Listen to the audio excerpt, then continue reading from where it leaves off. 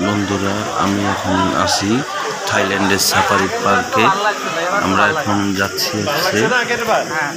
পাখি দেখতে। এখানে অনেক পাখি আছে, সবগুলো মনে হচ্ছে যেন তৈরি করা, কিন্তু আসলে সবগুলো বাস্তবে রিয়েল পাখি।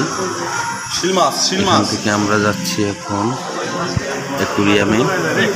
এখানে একটি শিল মাছ আছে, যে দেখা যাচ্ছে শিল মাছটা খাবার খাচ্ছে মাছ থেকে। এই দেখো কিভাবে একটা বাজি দিল শিল মাছটা, খুব সুন্দর লাগছে দেখতে। শিল মাছটা চলে যায়,